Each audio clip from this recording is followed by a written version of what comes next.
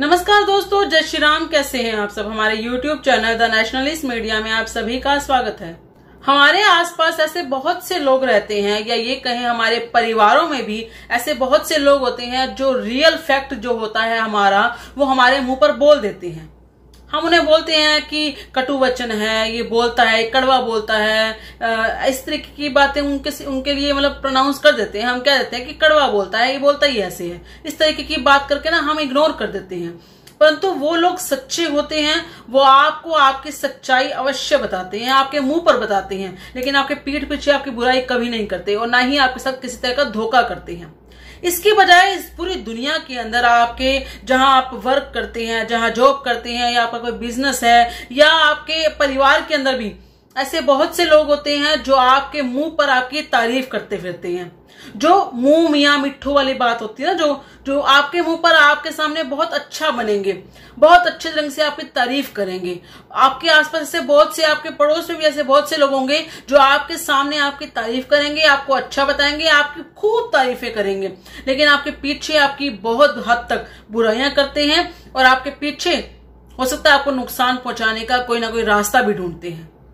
ऐसे बहुत से लोग हैं जिनसे हमें बचकर रहना चाहिए। भले आप बिजनेस कर रहे हैं, भले आप किसी को पसंद कर रहे हैं, भले आप उससे शादी करना चाहते हैं, भले आप उसके साथ किसी रिलेशन में हैं, आपको ऐसे लोगों से बच के रहने की आवश्यकता है जो आपके मुंह पर किसी ना किसी तरीके से तारीफ करता रहता है, लेकिन आपकी सच्चाई, आपकी कोई भी एक चीज जो खुद आपको भी पसंद नहीं है, वो भी आपको बताने में कतराता है, वो भी आपको जानबूझ के नहीं बताता है और ये कहता है कि नहीं नहीं आप ओके हैं, सब बढ़िया है। ऐसे लोगों से बड़ा बच के रहना चाहिए, क्योंकि ऐसे लोग कहीं ना कहीं घात लगाए बैठे होते हैं आपको नुकसान पहुंचाने के लिए।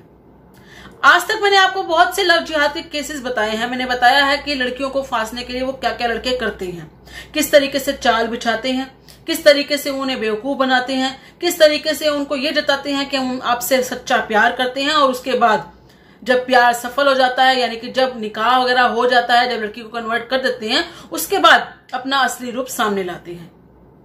आज फिर से मैं आपको एक ऐसी कहानी बताने जा रही हूं जिसमें लव जिहाद तो है ही, ऐसा नहीं है कि उसमें लड़की को बेवकूफ नहीं बनाया गया, लेकिन समय रहते लड़की को होश आया और उसने अपनी जान भी बचाई। दरअसल ये जो कहानी है ये यूपी के बरेली शहर की है। अब होता ये है कि जो लड़की है ये दिव्यांग है, यानी कि इसका जो एक पैर है वो कहीं ना कहीं से प्रॉब्लमैटिक है। उसको कभी ना कभी एक एक्सीडेंट हुआ था जिसकी वजह से उसके पैर में चोट आ गई थी और वो चल नहीं पाती ढंग से, वो दिव्यांग है।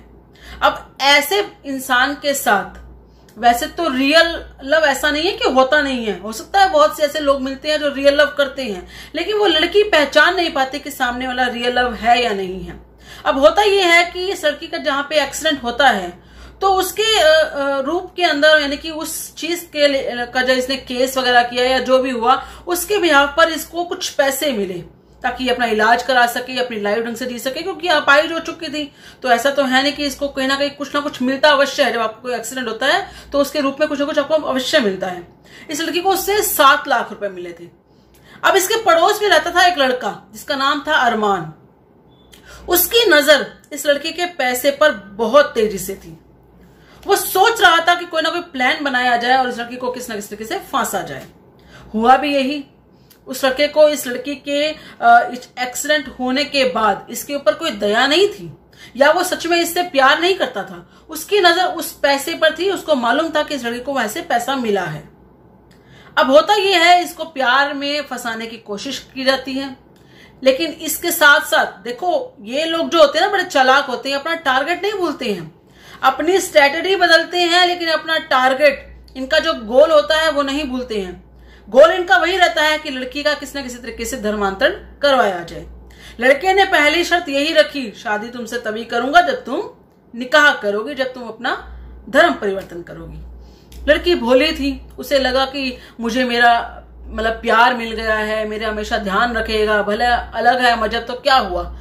लड़की भोली थी, फंस गई। अब होता यही है, लड़की उससे निकाह कर लेती है और इस्लाम को कबूल कर लेती है।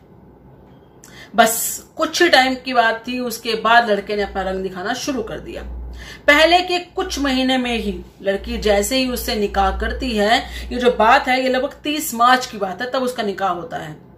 लेकिन जैसे ही निकाह करती है उसके लगभग 1 महीने के बाद ही उस लड़का अपना रंग दिखाना शुरू कर देता है और उससे कुछ पैसे मांगता है। लड़की सोचती है लड़का ने कोई मतलब बहाना तो मारा ही होगा, ये तो है ही कि कोई ना कोई काम को लेकर या किसी बात को लेकर बहाना मारा होगा। लड़के ने इसे 3 लाख रुपए ऐंठ लेता है, 3 लाख रुपए इस लड़की से निकलवा लेता है। लड़की दे भी देती है, कोई ना कोई बहाना तो इससे मारा ही होगा, चाहे काम का या किसी और चीज का। 3 लाख रुपए दे देती है। अब धीरे धीरे वो लड़का इसको धमकियां देने लगता है कि बाकी के पैसे भी दो। धमकी इस तरीके से देता है कि मैं तुम्हें तलाक दे दूंगा, मैं तुम्हें मार दूंगा, मैं तुम्हारे साथ ये कर दूंगा वो कर दूंगा, इस तरह की बातें ऐसा रोज करता है। लड़की सोचती है कि कहीं ना कहीं देखो, कहीं ना कहीं लड़की के मन में आता ही है कि है तो मेरा शौहर ही, मेरे पैसे लेकर कहाँ जाएगा, मतलब एक ना सोचता ही है। लेकिन फिर भी लड़की समझदार बनती है, उसको पूरे पैसे नहीं देती, वो कुछ ना कुछ रुक कर, उसको थोड़ा थोड़ा टाइम रुक कर उसको कुछ ना कुछ पैसे देती रहती है। लेकिन अब आती है बात उसके पति के पिता की, यानी कि जो उस लड़की का ससुर है, वो उसको धमकाकर उससे पैसे मांगता है, यानी किस तरीके से उसको निकलवाने की कोशिश करता है। वो अपने ससुर को भी 75,000 रुपए दे देती है। वो सोचती है कि शायद इसके बाद सब कुछ रुक जाएगा। इसी बीच में लड़का जो है वो लड़की को बहुत ज्यादा मात्रा में मारना शुरू कर देता है, उसको हर तरीके से मानसिक और शारीरिक दोनों प्रताड़ना देना शुरू कर देता है। अब ये मारपीट जो थी ये तो रोज की कहानी हो गई थी उस लड़की के साथ। वो बेचारी अपने आप को बचाने की बहुत कोशिश करती है। उसकी सास और उसकी ननदे और साथ में उसका शौहर, ये सब मिलकर अब लड़की को प्रताड़ित करना शुरू कर देते हैं। रोज उसको मारते हैं, दहेज के दबाव बनाते हैं, रोज उससे पैसे की डिमांड की जाती है। एक आधी बार तो उसके ससुर ने भी लड़की के साथ बदतमीजी करने की कोशिश की, उसके साथ छेड़खानी करने की कोशिश की। अब लड़की से बर्दाश्त नहीं हुई, वो पहुंच गई पुलिस स्टेशन। ये बात है लगभग 17 जून की। 17 जून को ये पीड़िता पुलिस स्टेशन जाती है और आकर अपनी सारी शिकायत दर्ज करवाती है अपने इस परिवार के खिलाफ, जो कि सारे मिलकर इसको पीट रहे थे, इससे हर चीज हड़प रहे थे। सबके खिलाफ FIR करवाती है, क्योंकि इसके पति ने पैसे के साथ साथ इसके जो गहने या जितना भी ये जो सामान लाई थी वो सारा भी उस लड़की से हड़प लिया था इसके ससुराल परिवार ने। तो इस सबके खिलाफ भी सारा कंप्लेंट करवाती है, सारी दर्ज करवाती है।